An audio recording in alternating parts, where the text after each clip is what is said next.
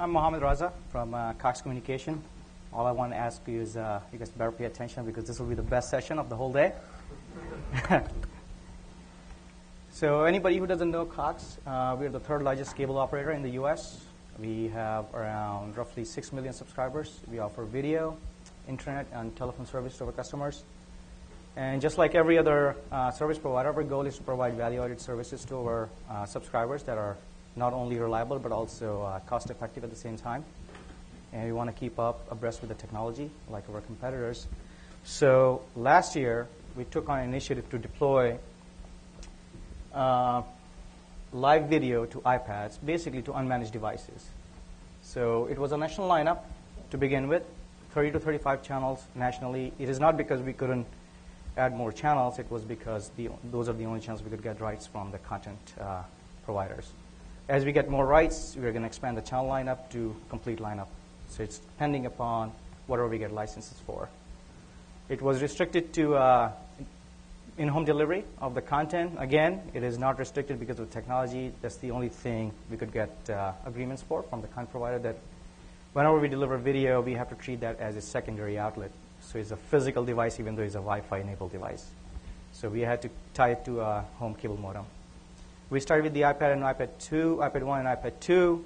We have Droids, Android versions, and PC and Macs in the work. So the initial launch, we launched it in December 1st of last year.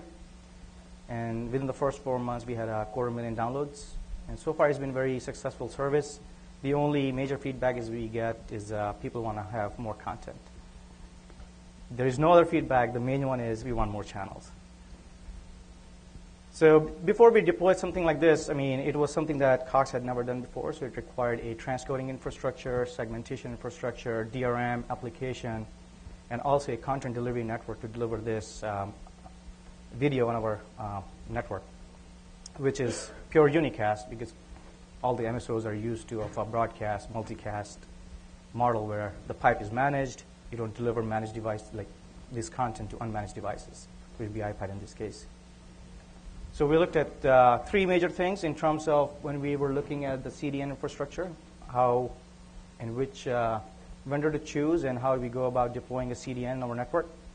So the main thing we look for was this solution, whatever we choose to deploy, has to be scalable and modular. What I mean by is that if I buy a solution from a vendor X, and if I want to add a feature, let's say video on demand, I don't want to go next year, rip out the whole infrastructure, or add another set of infrastructure just for video on demand.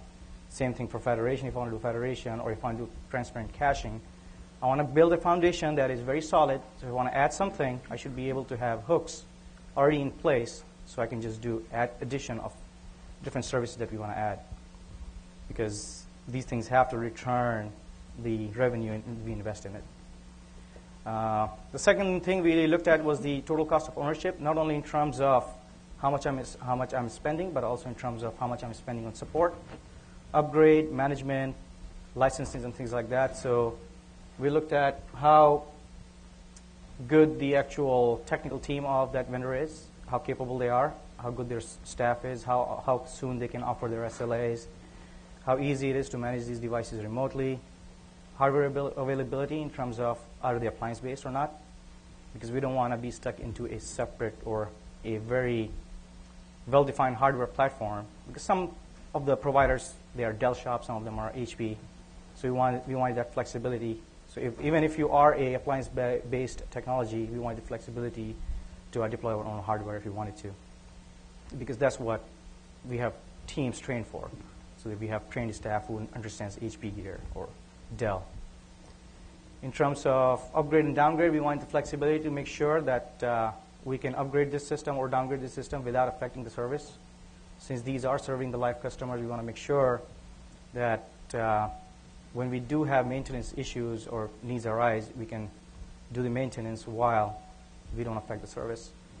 And the biggest one that we get feedback from our sites or locations is the power and rack space. So whenever we go and say, oh, I have to bring a 10RU server and install it in your site, and they can say, all right, I don't have the space. I don't have the power. So we wanted something that was very lightweight and didn't require so much power. And the last but not least, it was the most important, should be the first one. The technology itself, how new the technology is in terms of scalability. So if I deploy a cached solution that is licensed for, let's say, 2 terabytes, when I need it, can it really deliver that performance? And also how, in terms of throughput and latency, how it can deliver the content which is live without significant caching in the network. And I will talk about the flexible URL tokenization and how we utilize it. There are a lot of people who would argue against that. Why did you do a URL tokenization? But we'll have reasons, good reasons why we do it, and the actual component virtualization. So I can have a same hardware and I can virtualize different components of the same platform. So having said that, I'm going to hand it off to Larry, and he's going to talk about VeriView in general. So thank you. So VeriView, just a quick introduction. We sell various solutions in the CDN space. And one of the key foundations of what we do is to put together a solution that can be extended in many different ways over time, because we do understand that your needs are going to go from live to video to video on demand, to over the top, to edge acceleration, and so on. And so the approach that we take is that we have a portfolio of components or services that can be combined in different ways to solve different problems. So in the case of the live video, which was the initial offering out of Cox, that was relevant to the hypercache, that's the core caching technology, and the request router, which is how we redirect subscribers to the closest and the best edge cache. The analytics, which I'm not going to spend a lot of time on, but is critically important to the management and overall management of the system. But there's other components that have not yet been deployed within Cox that will, we believe, address problems that will be encountered eventually. And this set, of course, is growing over time. And one of the things I want you to take away from just my description of the underlying technology is you have a suite of components. And in fact, the way that we deploy those components is on a virtualized platform. So each one of those components will run in its own virtual machine at the edge. So if you think about what a virtual machine technology gives you in the cloud, take the data center model of the world where services are deployed in virtual machines, and now put that at the edge cache, at the edge of your network. And now, the same as back in the data center, I can bring up and I can take down, spin up and spin down request routers and caches and request interceptors as my load changes, as workload dictates. And so what we have deployed is running in a virtualized environment. So what I'm going to do just for a couple of minutes is drill down a little bit on one of the more critical of these services or components, which is the hypercache, the caching technology. And I wanted to hit a couple of key points there. The first one is about scalability. You have limited rack space, and so whether you're putting 1U, 2U, or 10U, you want to get 1U, 2U, 10U's worth of scalable performance. You don't want performance to peak out, and you don't want to have to put the highest in possible to get the performance. You'd like to be able to put commodity one-blade servers in here as one of your options and scale those up. And so the caching solution that we have is completely scalable. And the way you think about it is for however many U's of servers you put in, each one of those nodes is contributing to a site-wide common store. And so we use consistent hashing within that grouping of that cluster to give you a site-wide store.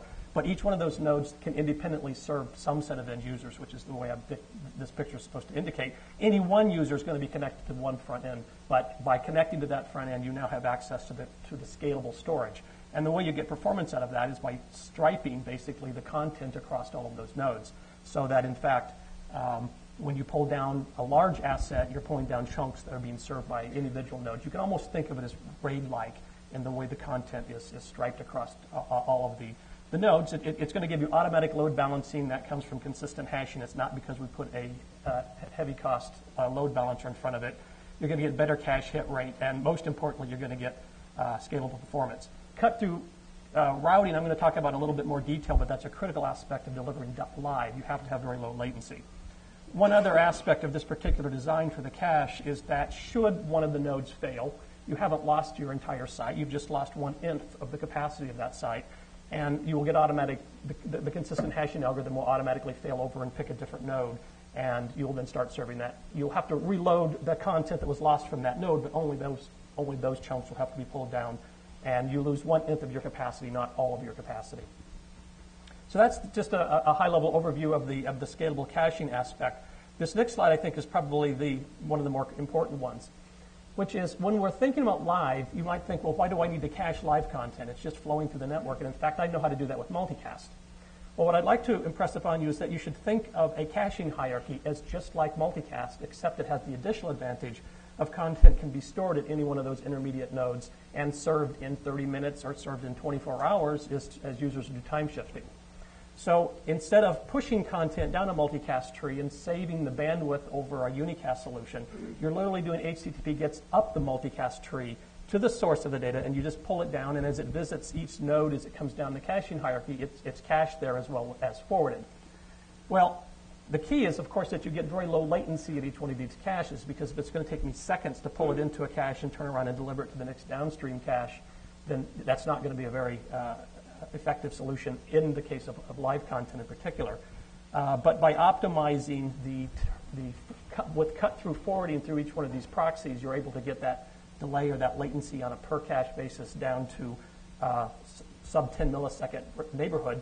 And so it is as effective to pull content through a caching hierarchy as it is to push it through a multicast tree. And in the process, you've got a very simple signaling protocol. It's HTTP GET is what tells the caching hierarchy that someone is here and wants to pull this content down. So it's much simpler from an overhead point of view, and you get the advantage of caching the data in root. So even though it's live data, it's being pulled through a caching hierarchy. And at this point, I think I'm going to turn it back over to Mohammed to talk about how that solution was deployed. Yep. To reinforce Larry's point, the way Cox deployed the CDN was we have 5 geographically dispersed sites, redundant clusters of caching nodes, 3 of them on a flat network, and 2 of them are using caching hierarchy, meaning they have a second tier of caching. Because the reason why we did that, because we want to take the traffic off of the backbone. We don't want all these 5 caches go to the central origin and replicate the traffic 5 times, which we can only do it 3 times. I mean, we are doing 3 times for load balancing reasons anyways, but we don't have to. They are geo-redundant request routers, and the first implementation of this delivery was only HLS with 4-second chunks. We are going to 5 seconds because of to make sure we align with add insertion boundaries when we start doing add insertions because of pre-rolls of 30 seconds and 15 seconds post-roll. So 5-second chunks really align with those. And the URL tokenization. So how do we leverage the CDN infrastructure for our benefit? Basically, the first one was the cut-through. Because of the cut-through and the hierarchy, we get the benefits of multicast, or the benefits similar to multicast on our backbone. Because as soon as we have the second layer, it doesn't have to go all the way to the source to retrieve the content. It basically treats the upper layer cache as the origin.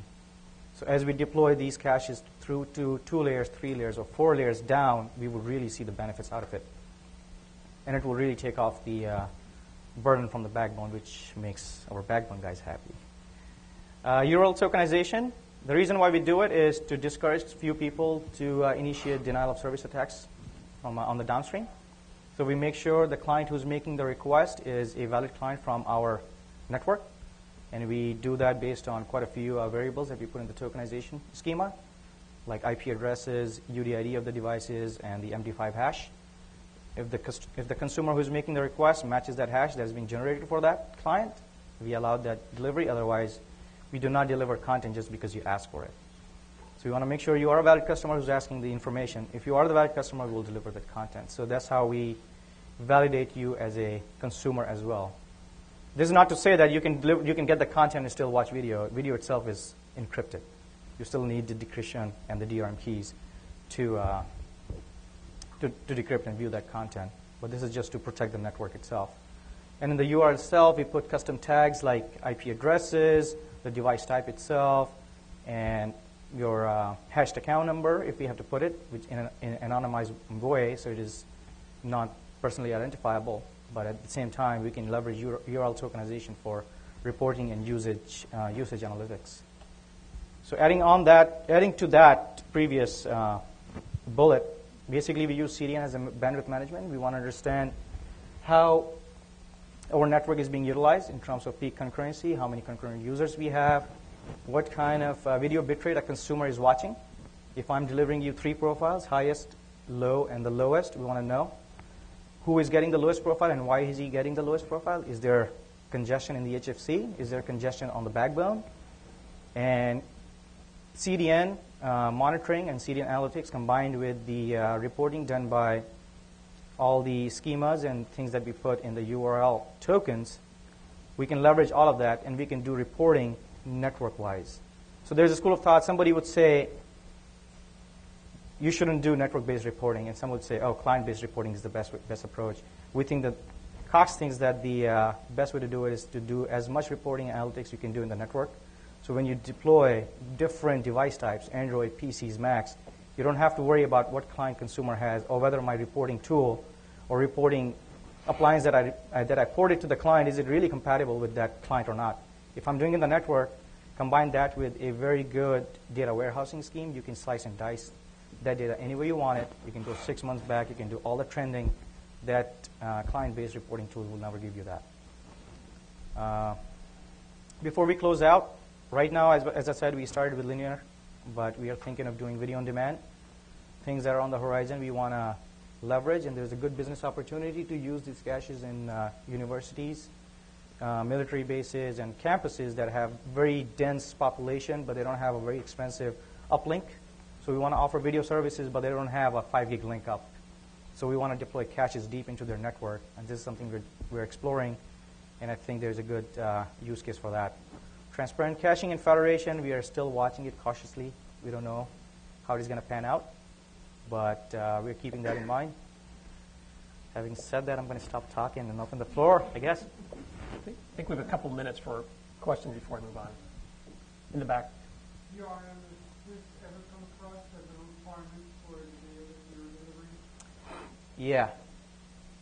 Because we have to make sure that the content is not only encrypted, but we also have to make sure if you're delivering video to the iPad, you disable certain output controls. So like we have to disable AirPlay and things like that. And copy freely, we probably will set a copy none. What kind of solution do you use with We have NDS. Yeah. You have known it was a case where the channel streams are transcoded to multiple data streams. Right. And is this happening within the network, or is this basically policy one provider? Yeah, so the question was, where do we do the transcoding of the content? So it is Cox managed content. So we have a national infrastructure where we ingest content and we transcode it into multiple profile. We segment it nationally, and we also DRM and encrypt it nationally before we deliver the national. Once we deploy a local content, we will do the local processing at the local site of all that content before we post it to the CDN.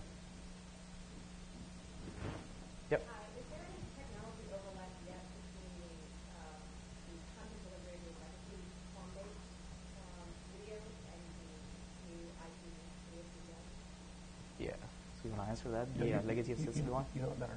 So yeah, we are looking into the to also leverage the same CDN for legacy assisted VOD, but there's not been a business case yet. But we are looking into it. So we do have other deployments where it's video, it's CDN assisted VOD. So it's traditional cable head end CDN and even traditional streamers to set-top boxes at the other end, but the same CDN in the middle.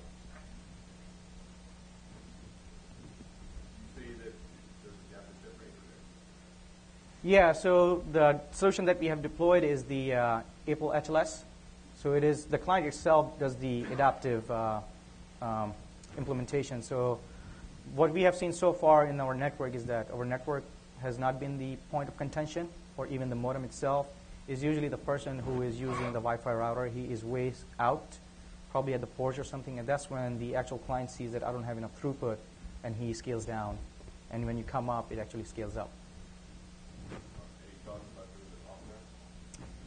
As long as we get the rights from the content owners, we are ready to do off-net. I mean, the solution is ready to deliver off-net content. Yeah, cool. Just a question. What do you guys see as some of the barriers to adopting HD and SD content? Yeah, like you were carrying on Yeah, I don't see there's much of a challenge because it is managed content. So we are the ones who actually ingest it and process it in terms of MPEG-2. So right now we generate only one profile, which is MPEG-2 transport stream for our set-top boxes, for example. What we'll have to do, we'll have to add transcoding gear to transform that into a different adaptive profiles for iPads or the Droids. It's not a. There is no issue other than money and technology, right? And the content rights, obviously. Yeah. Minor detail. Right. Yeah. So, one more? Yes.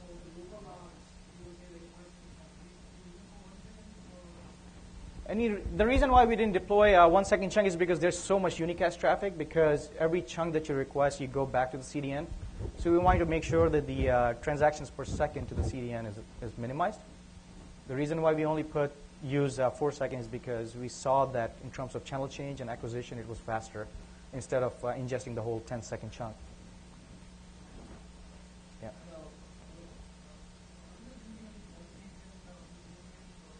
Not yet. There is no policy-based routing or policy-based engine right now, but there will be some in the future to monitor in-home traffic and also access traffic. No one's telling us to pass it down here, but I'm starting to feel a little guilty about Sure. logging design. We'll be available to continue discussion.